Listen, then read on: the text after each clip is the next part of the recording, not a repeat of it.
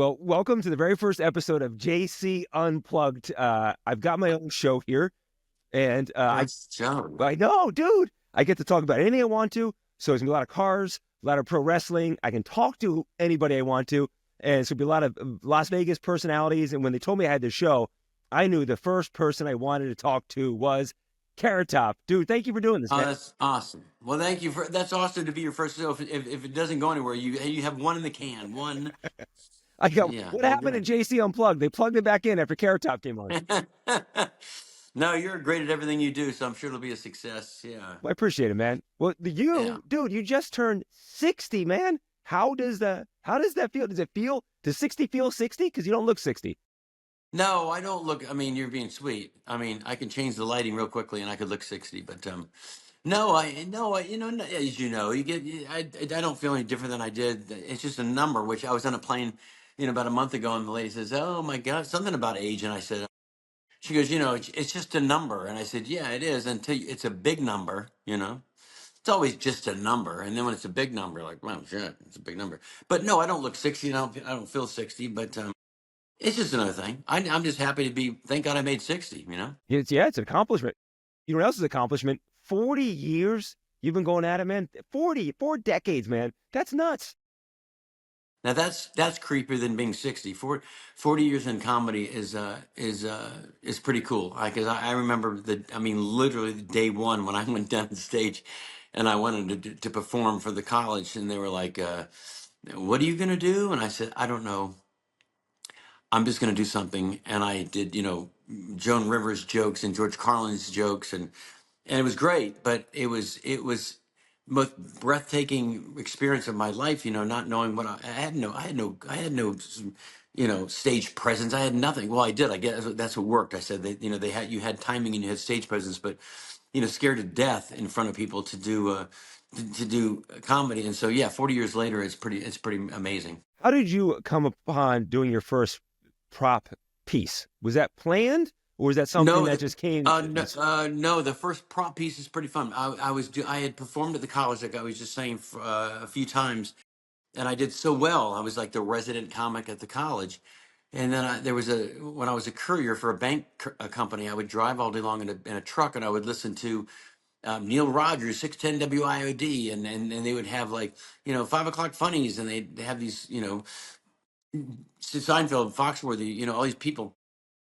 And I finally was one. I said, I'm going to go down to this club. And I went down there and I watched. I think it was Foxworthy. It was my first time in a live comedy club, and they had a contest night. So I said, oh, can I sign up for the contest? So I signed up, and never performing a professional comedy club. I just did the college. I went down and I went down there like 3 in the afternoon, and the woman met me at the door, and she said, "Okay, audition for me." And I had to go on stage it smelled like puke and beer and vomit. It was a comedy club in the middle of the afternoon. They didn't wash it down, and I said, "You want me to come back tonight and do it in front of the audience?" She goes, "No, no, you do it right now in front of just me." And I'm like, "What the?" So I'm standing there like, so and I just went into my act and I did that exact thing. George Carlin, Joan Rivers, whatever the jokes were. And she said, "Wow, that's great. Where'd you get those jokes?" And I said, George Carlin." She said, you can't do those jokes in the contest. I mean, you have to write your own jokes." And I was like, oh. So I went back to my dorm and I had a sign that I'd stolen because, our drunkard days in college. It said it was a neighborhood crime watch sign, but it was an actual neighborhood crime watch sign that I'd stolen with my friends drunk one night. And I was on my dorm, and everybody always walked in my dorm and said, well, it's funny. And just the mere fact of having a stolen crime watch sign, neighborhood crime. Where'd you get it? I said, I stole it. I said, how good is their crime watch if they're not watching their signs? So she said, come back with something original that you did. So I unbolted it off the wall, and I went down to the club the next couple days later. And I said, this is one. And she said, that is awesome. I said, well, yeah, who else is stealing crime watch signs? Yeah, this is mine. So she said, can you come up with more signs? or more visual. I like the visual Yeah, and so I said I can come up with more signs because around Boca Raton, where I was college, I went to, there was a lot of funny signs. There was like slow children at play, and they still have these today. There's slow children at play signs are stick figures with no feet. So I said, no wonder they're slow. They don't have any feet. People would die because they'd all seen the signs. They're like, oh my God, they're all. I seen those, but didn't put the two. No train horn between certain hours. I said the hours they didn't have the horn is when you need the horn. So it was like it was really clever, like a slideshow of actual metal signs, yeah, and that was my first routine with props, and I won the contest. It was like 8, 9 signs I went through, yeah. and it was cleverly written, and she said you won the contest. So that's how it all kind of started with the props, from her asking me to come up with something original. Do you know that Yeah, lady? Like, does she know the impact she had on you? absolutely. Colleen McGar, Yeah, yeah, she ended, yeah, still know her. She's yeah. I mean, unbelievable. And the same club, I tell the crowd almost nightly at the Luxor. I always say, I started in 1985, and I said, the same year, Larry the Cable Guy and I started the same club in West Palm Beach, and people always like, no. I'm like, yeah, that's wild. the same night, the same club. Larry the Cable Guy, Dan Whitney, and I started at the same club, and he's been a friend for, God, yeah, 40 years 40 in year comedy. friendship. Did you write a joke Yeah. for Gallagher at one point? Was that when you started? Were you already in comedy, or when did you write your joke for Oh yeah, yeah, yeah, Gallagher? yeah. I wrote. No, I wasn't in comedy. I was only about 13, and I wrote a couple things for him, and then yeah, and we became friends. And then I would give him certain things, and then I realized, wait, I'm going to give him to me. I'm not going to give him to Gallagher. So I wrote. I would save the jokes for me, but I wrote a few for him over the years, and he was always like, where'd you get that joke? And I'm like, no, I thought of it. If you know Gallagher, his jokes were very he was very observational, and he had a lot of clever. That's where I learned how to write my stand up, by watching Gallagher, George Carlin, Robin Williams. There was their observational stuff. And Gallagher's stand up, people only know the watermelon, but his stand up was brilliant. And I was in Las Vegas. I think I was 13, where a 13 Yeah, year old should be in yeah, Vegas. exactly, right? And I was with him, and he was walking to the Sands Casino to do his show. And there was this big huge door on the outside, to go into the outside. It said, this door must remain closed at all times. Now I'm just standing there with him, and he's banging on the door trying to get into his own showroom. And I just said out loud, I said, why is there even a door? And he just looked at me, and that's funny. And he went on stage that night. He says, Scotty wrote, where's Scotty? Stand up. I wasn't Carrot Top. I just, Scotty, stand up. And I was like, hi. And they're like, he wrote that joke. This door, why is there a door if it says this must be all? So it was probably, nowadays it's probably people have been, now it's probably a hack joke, business hours. I always loved Stephen Wright's joke when he says 7-Elevens are open 24 hours. They should say, well, not in a row. Yeah, yeah, right, Um, exactly. I remember. so there was all, yeah. So it was kind of like, that's how I kind of based my stand up, even to this day, where I try to write things that are clever and kind of everyone then can relate to, but also, one of those like nudge your guy, when you're at a show and you're like, it happened to me kind of thing. Your show, Yeah. I love your show. The props are amazing, but you are one Thank of the you. funniest comedians I've ever met. Your comedy is it's so smart. You're always updating your show, always changing things. I feel like I've seen your show a few times. I feel like it's like a almost like a rock show with the music that you play, and there's smoke and Yeah. snow, and it's like there's all the seasons you That, experience, leaves falling. It's the whole that, thing. yeah. That's one reason why I kind of, I kind of figure the word out. Like, I wasn't hated or unliked as a young comic, but I was a rule breaker. And so what you just said made me think of um, how it all began when I started with the props. Then when I would go to a show, and I would see a show, I'd say, I don't want to be a stand up comedian. I don't want to end the show where they end on a joke and lights come up and it's just a mic stand. I said, I want to feel like you're at a rock show. So I added exactly what you said: smoke machines, fog machines, music, strobe lights. I had all that. all that. And I operated it all with my foot. My dad was an engineer at NASA, so I said to my dad, I need you to make me a foot pedal, kind of like in a rock band where they hit the thing. I said, this one hits strobe lights, you know, and have it, labeled strobe lights, fog, smoke, a leaf blower, Uh-huh. like a literal leaf blower. And that was the whole cool part of the Carrot Top show back in the way back in the end of the '80s was like you go to a club and you're like, what the is like it people, I mean, audience members, how they were like, this is like never seen before, and comics are like, why does he have a leaf blower? So that's what made it so cool. Like I remember going.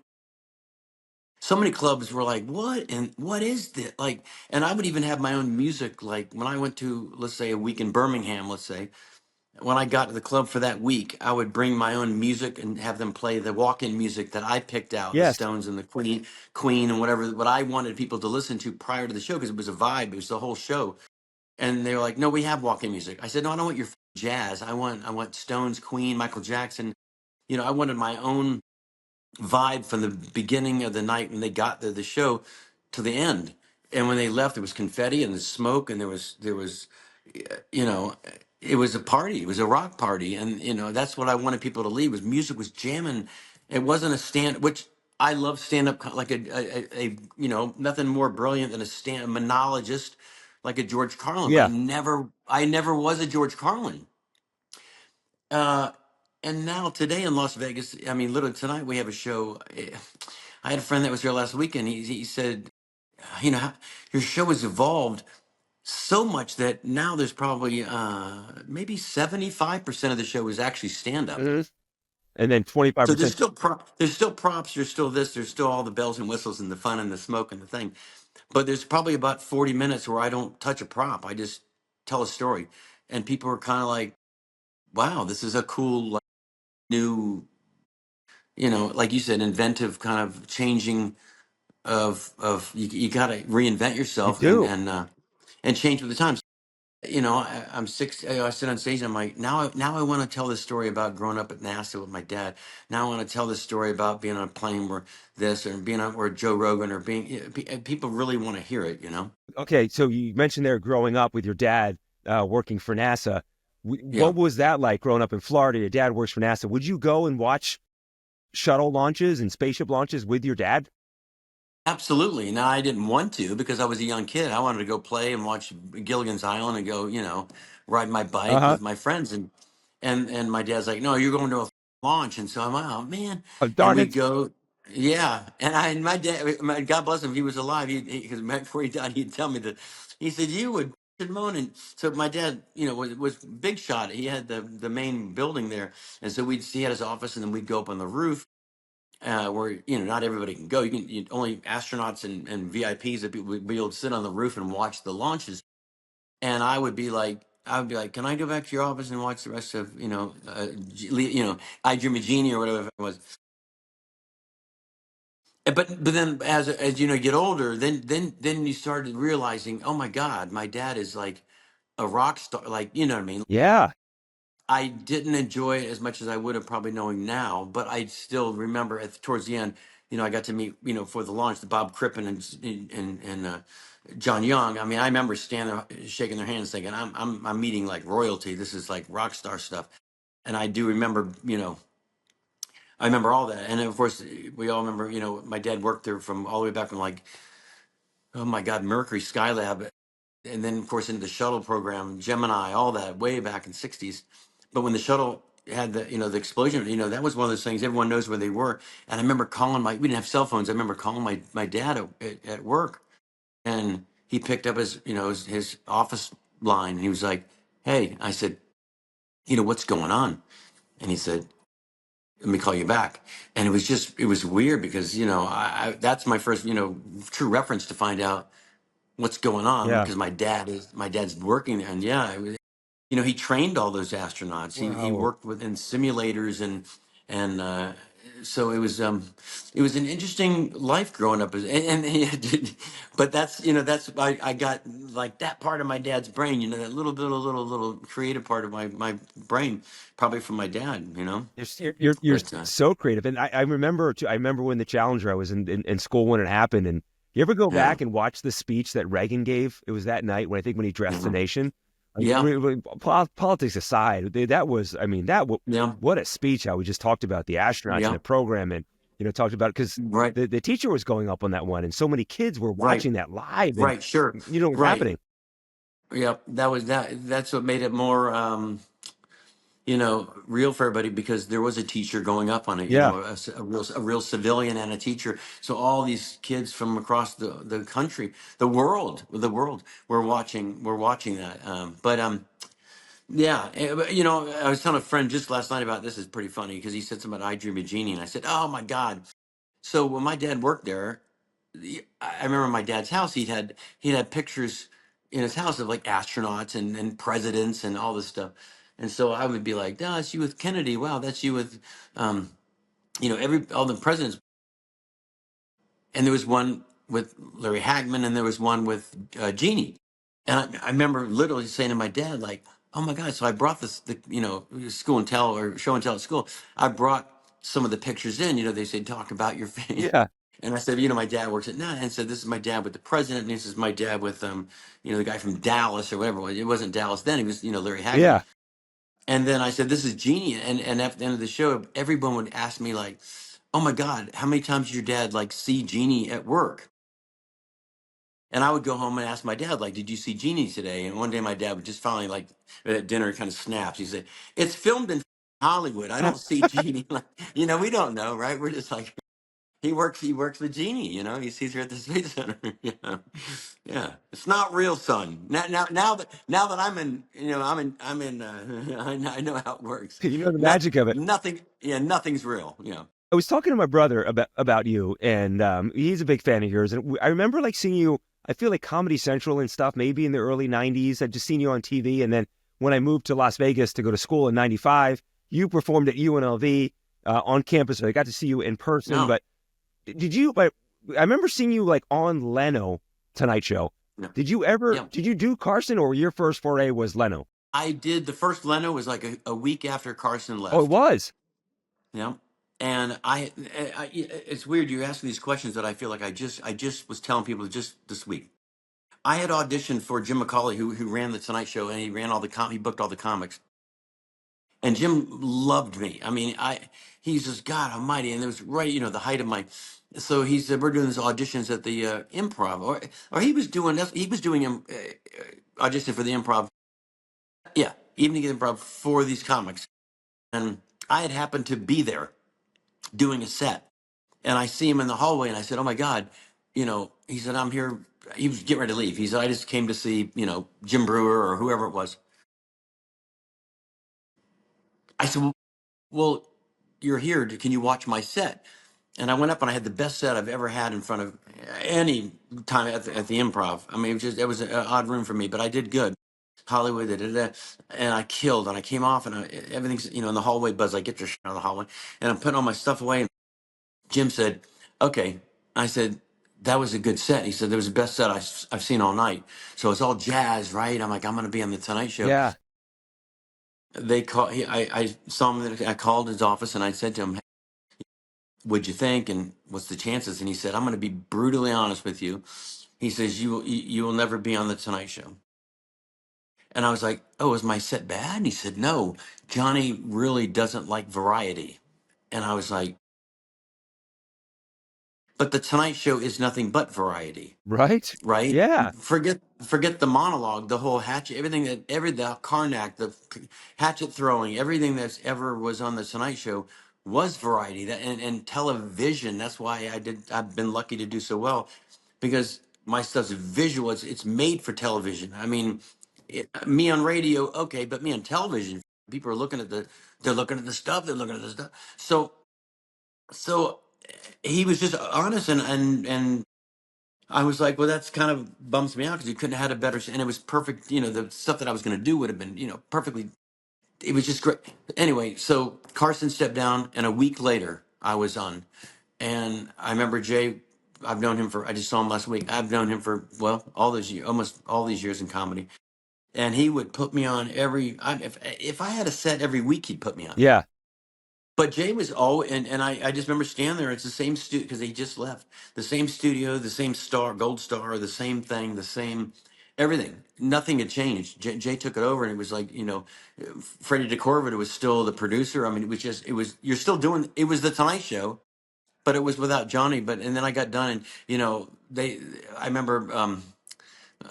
The band leader came over to me one time, and DeCordova said, "Johnny would have loved you." And I said, "Yeah, it's too bad because he just had a thing. He didn't like magicians and he had Steve Martin and all those people back in the day. But he hit one mark one day in his career. He said, I'm done with all this." So, I think, but but to think though, if you would have been on that, I think if you would have been on that show, I mean, the big thing was the comedians would come on, and then he would get that nod, you get that call over to the couch, a seal of approval. You would have gotten that seal of approval, right? you hope for that. That was the Carson. You did Yeah. good. Or if you get that, or if you get this. Yes. Fuck. You ever see Yeah, you ever see so the Drew Carey one? Drew Carey's on there, finishes his yeah, set, and Carson does the come over, and Drew Carey goes, yeah. "Me?" Like Yeah, he was so stunned that he got the call over. yeah, It was yeah, it was it was yeah, a trip. yeah, yeah, yeah. Yeah, me? Yeah. Yeah. But to be though on Leno the first week, Tonight Show, that No, was the show. it I think was all eyes were on Leno that week. no, it was all there were more eyes on him Yeah. because they really wanted to see. So I was very blessed to do that, and like I said, Jay's been a dear friend for ever since my first television show. He was a fan. So yeah. I had heard that you once lost all your props in a fire. It was the venue burned down. You lost all your props out. Yeah. What happens when you lose all your props in a fire? Well, yeah, Birmingham, Alabama. Yeah, they had a big snowstorm, and we had done a radio remote show that morning at the club, which they don't normally do. So it was kind of, they had breakfast. They were having the ovens were open. They were making breakfast for everybody, all the viewer or the listeners that came to the. It was in the club, and so the listeners all came, and they'd come on down. They free breakfast, and comics were on stage doing our little shtick. And then the snowstorm started, and they said, "Hey, everyone, go home, go back to the hotel, and we'll give you a call." But as of right now, this is way back. We're looking at, we don't know if we're going to be a show or not. Whereas now we know probably 8 days, we're going to close down or not. So we went back to the hotel, and we're all sitting there, and they called and they said, "No show," and you couldn't get out of the complete snowdown. Yeah. But what happened was the snow was so heavy on the roof of the club, and they left the burners on because they had never had a breakfast at the club. Go figure. Radio station. Caved in the fucking radio station that caved in. Boom, the whole, not just the club, the whole strip mall. It was a big No. huge, and it was the number one club in the South. And now they've come back, and Bruce Ayers has the best club in Birmingham now. It's a big, beautiful, big. He came and rebuilt, and they have the biggest names and the biggest stars. But yeah, and the irony of that, when it happened, it was on a Friday. We couldn't leave Saturday naturally or Sunday. I'm booked on the Tonight Show Monday. And so I remember we couldn't leave the hotel, and I got, on the phone with my agencies and everybody, and I'm like, I can't get to the Tonight Show. I'm still in Birmingham. So they called, Jay and everybody at the show, and it's a great, we still have it, and it's a great, because Jay comes out and does this whole thing. And I was big on that show. I was like on all the time. I was like a super guest, whatever. And so he goes, "Hey, people, Carrot Top kept you tonight. The fire burned everything down." And so it's great. You see him say the whole thing. The fire, I don't know, the fire burned. So I remember seeing it, thinking, "Oh, this is horrible." So I had to go back and rebuild, in a sense, my whole act. I didn't just lose my set for the Tonight Show. I lost everything.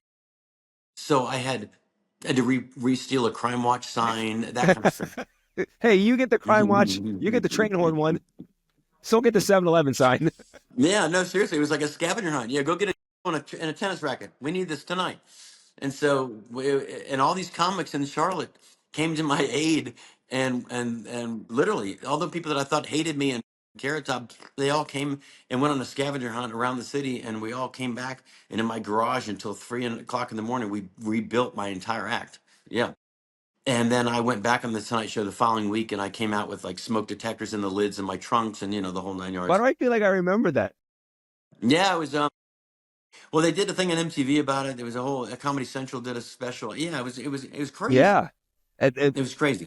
But that's neat though to see the comedy community and those people step up and help you out in that Absolutely way, one of the right? craziest things in the world, man. They all, I mean, out of the woodwork, people heard about it and they were coming from like Georgia and Florida and North Carolina, South Carolina, Virginia, everywhere. And they all met and they said, "What can I do to help?" And I was like, "Oh, shit. Like I said, I need to go get a walker and a thing, and I need a rose and a rubber foot, you know." And we rebuilt my Have it together. act. I was happy to see you on the show Hacks. How did that come together? Oh, it was great. You know, I was a fan of the show prior to even being asked to be on it. One time I'm sitting home watching, like I just like the show. And at the end of the scene or whatever the scene, she said something about, oh, to the girl, her daughter, you know, "Oh, what's wrong with you?" And she, just leave me alone. She said, "Oh, you know, you broke up with Carrot Top, broke up with you. Get out, get over it." And I remember like, what? So I called, you know, my people. I called them and I said, "They're already talking about me. Why don't I go on and be like a guest?" I mean, they're already a fan. They're talking about me, so it would be funny if I go on and reference point that I'm actually there. I am in real life, her boyfriend, and they loved it. They said absolutely great. Yeah, they flew me out to God Almighty. The house was the best part about that was the house was like 800,000 square feet. So I get to the set and I'm like, is this supposed to be my house? And they're like, yeah. I'm like, this is awesome. You know, because people, you know, on television, they think everything's real. So I've had people come up to me and say, "Man, your house is beautiful." And I'm thinking, my house? Like, I never show my house. Yeah. And they're like, "Yo, it was like huge." I go, "Oh yeah, the hacks." Like, You ever? so With, they could have put me in a trailer. I mean, they had me this beautiful big yeah, it mansions. was a very non-Vegasy mansion too. It was like a very like No, Hollywood. it was all made of stone and oh Yeah, my goodness. evergreen trees everywhere. It was quite the setup. It was unbelievable, and whoever actually lived in that thing, it was. He came up and said hi. He was standing there like, "That's my house." I said, "My God, what do you like, What Jesus?" does he do? Have you, with all your Right. success, do you have like, do you collect anything? Have any, I know you work out. Do you have any hobbies where you're into something? Do you collect baseball cards or comic books or anything? No, you know, I've never been into one of those people like that. I don't really have.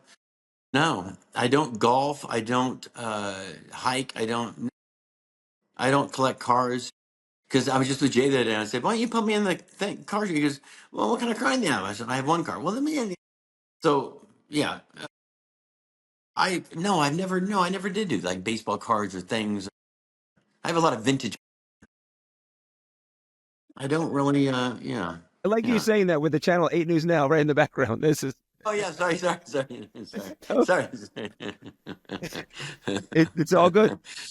No, no, I don't really, but I don't really collect cars. And like I said, I'm kind of a, I've never been. I like going home and I have a house in Florida. I like going and sitting on my boat and that's my getaway. That's my favorite thing in the world is go to Florida. And after you know do a month here in Vegas, I go home to Florida. I always say I'm going to be a rock star, and then I go home and I'm a civilian in Florida, and I come back here and I'm a rock star, and I go there, and I'm pretty boring. I get up and I write some things down in my brain that I thought maybe were kind of funny in my dreams, and then go to lunch and I do a little gym just to Yeah, stay in shape.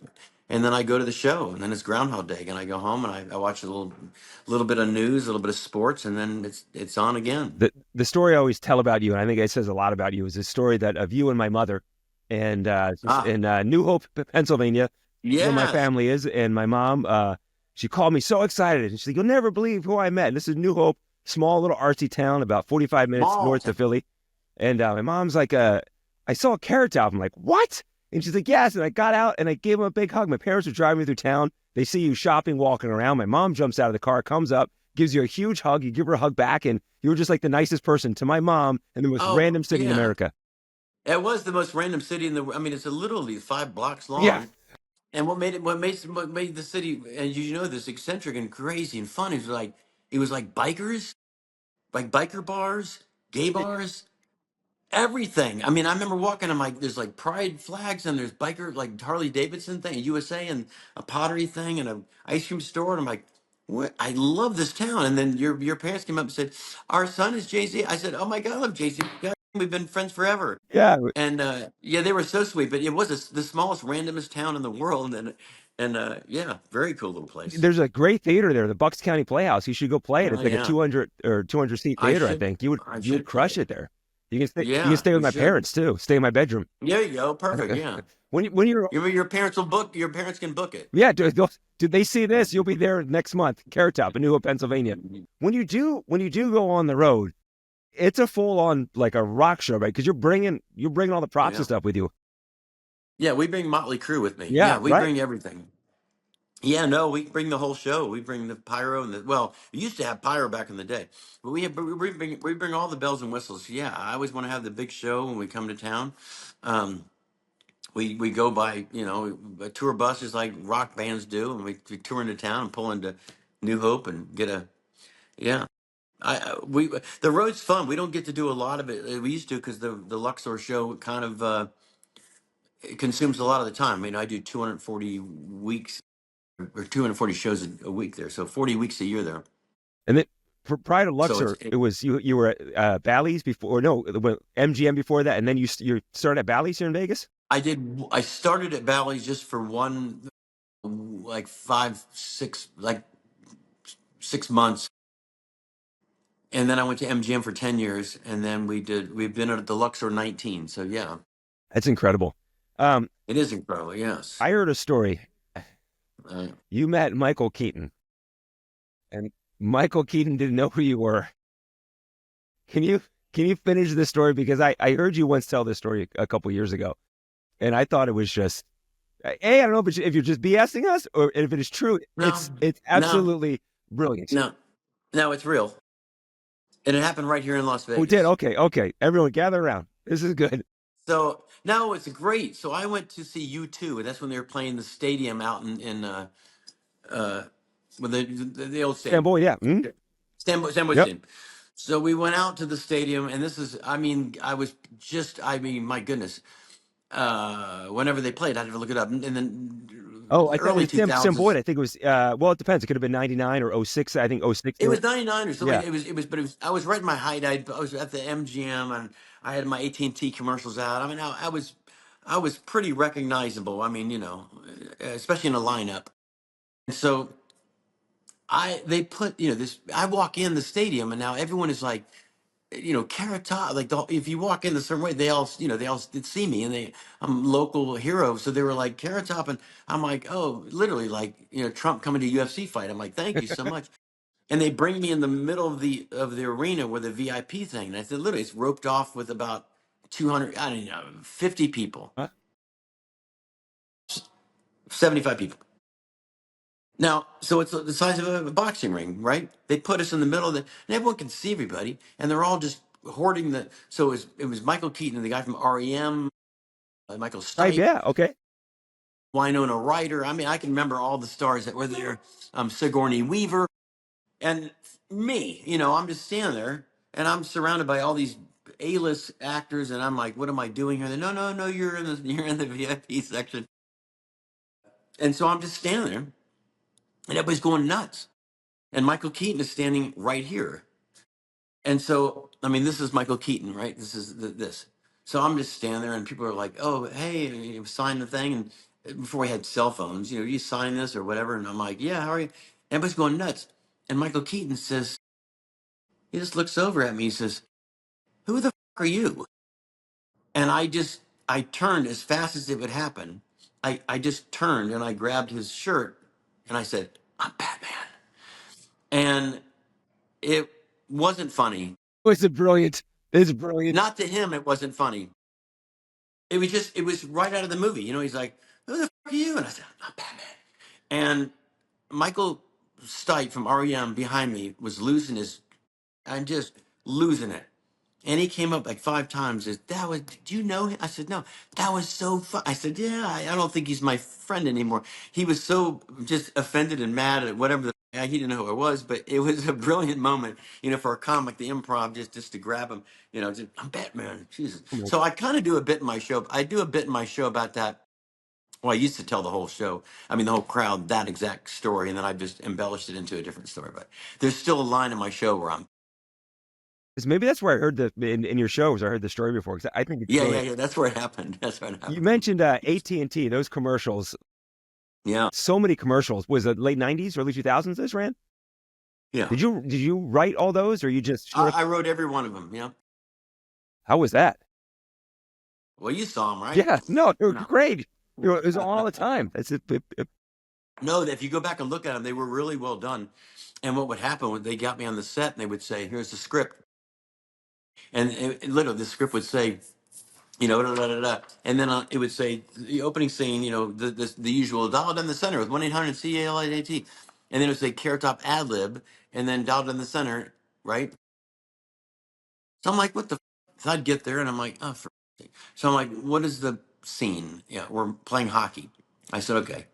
So then we just come up with what's funny about being in hockey. Yeah, You know, so they put me in hockey and they're shooting pucks at me and I'm falling and you know whatever basketball, you know, put me in rollerblades.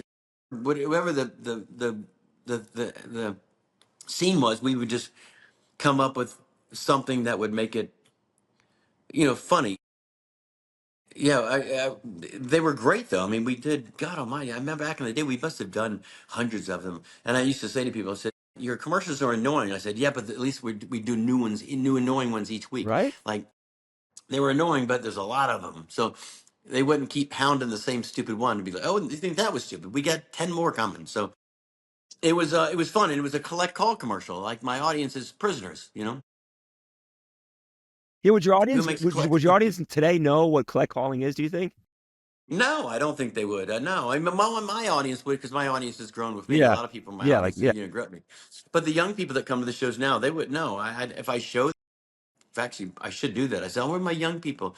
This is, you don't even remember me. This is more like, look at this," and then show one because they'd be like, "Oh, that was great." Well, did you? Because I remember like with collect calling, I would use it to my advantage with my family because I Yeah, played high school football, and so when practice was over, my parents we you know yeah, 5 minutes from the school, so I would call them and tell them to come pick me up, and I never had any change, so I would collect call, and they would say who's calling, and the name was if I said Steve, that was they knew I was ready to be picked up, so it would say collect call from Steve. My parents would pick up. It's Steve. Okay, they would right, not accept the charges, and then drive down to the school and get me. If I said it's smart. JC, they knew I needed to talk to them, but that was our collect call hack. You're Yeah, that was always the part of the commercial. It was the tag was, "It's free for you and cheap for them." And I used to say, you know, "It's free for you and cheap for them." And I'm like, that is, we're you know, Before I got about like less than 5 minutes here. A couple of things I do want to touch on is some of the people that you worked with before in the past. You yeah, technically um, you worked with Dennis the Menace, right? The movie you did. yeah, Um, yes. who was the Betty White, right? Betty White, Don That's right, Rickles, yeah. Rickles. Rickles. How was it working with Rickles? Unbelievable. I mean, you know, one of my comedic heroes, and uh, every morning. Now, in the movie, I played this. I played a character that was always changing. I would be an old guy. You know, one day they put me in prosthetics to play an old guy that would take 6 hours to get me into makeup every day, 6 hours or more, and so each day I went there, I had to get into this different role character. So it wasn't just like I'd show up. I was never, I think one time I was me in the movie. So every morning I would go into the trailer at like 4 in the morning before the sun's up to get ready for my makeup.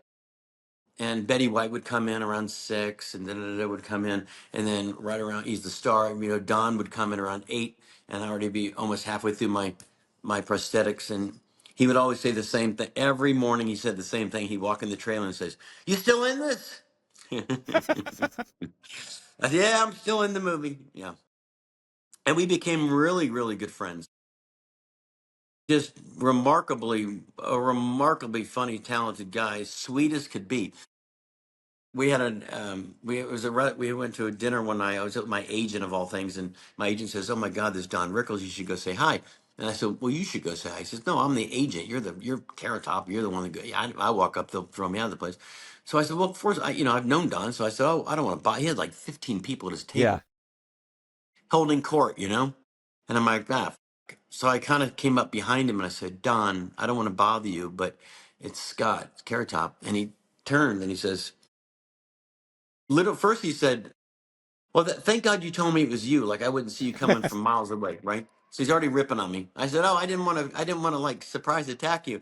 he says, you can't not surprise attack. Have you seen yourself? Have you ever seen you? And I said, yeah, yes. And I said, I didn't want to, I didn't want to bother you. He says, well, that's too late. You bother me. It's all happening like this. And all of his whole table's just watching. I said, I don't want to bother you. He said, well, that's too late. You bothered me. And I said, I just want to know if you remember me, if you remember being in a movie with me. And he says, I've tried to forget everything you and I have ever done. And then he grabbed my cheeks and he says, is my name so big in Vegas? I said, absolutely. He said, that's all that matters, Nick. Get out of here. That's But he brilliant. was, yeah, no, he just roasted me right in front of a restaurant. That's fantastic. Yeah. I was able to see his show. He was at the Orleans. It was towards the end of his career and was coming to town. And a buddy and I, we have to go see Rickles. We got to be able to say we saw Rickles. And it was a buddy and I, and we had great seats. We're like third row. And I'm just like praying. I'm like, I wanted him to like look at us. I'm like, I wanted it. I was like, Right. please, like, Yeah, look at my buddy and I. please. Get us, attack us. And he didn't come at us. I'm like, I wanted Yeah. that moment with Don Rickles. Yeah, Rickles was great. Do you still, at the end of your show, do the shots with everyone, or did the pandemic kill that? Yeah. I still we change we still do the thing where I go give out shots to people, but we had to change it through the pandemic. It kind of the bit changed, but it's still in the show to a degree. Yeah, it's a nice little touch at the end. Yeah, I came up with that years ago. People were like, "That is the best." How did you? I said, "I don't know. It was a way to get a chance to get me a shot during the show." You know? But we were like when last times we saw, we were like front row and mouths open. You Yeah. were just literally just pouring like Yeah. why not? Why not? Why not? Well, Carrot Top, thank you so much for being my first guest on JC Unplugged, and we've done many interviews and segments before in the past. I've never had a chance to go long form with you and digest your career, and this was this is a treat for me, man. I appreciate it. Well, I hope, being your first guest, I hope that you'll be able to get a second guest now that you've had me. You know, they'll send that thing out like, "Hey, we'd like to have the show. Previous guests have included," Carrot Top. and they'll say, "Oh, No, yep. but we're gonna get, yeah, we'll get Billy Corgan from the Smashing Pumpkins. We'll get Jeff Ross, but promise." Listen, you were on Leno's first week. You're on my first week. And I'm on your first. Yeah, That's where I'm going. Leno had a nice little run with the show, so I think JC Unplugged is going to have the same, hopefully same length as Leno. I like it. All right, I like it. Awesome. Thank you so much, Top. Tell your mom and dad I said hi. Yeah, I'll call them right now. Yeah, They'd love it. Love All it. right, brother. Thank you so much. I appreciate it. Thank you. All right, man. Keep that hair perfect. Likewise. Right.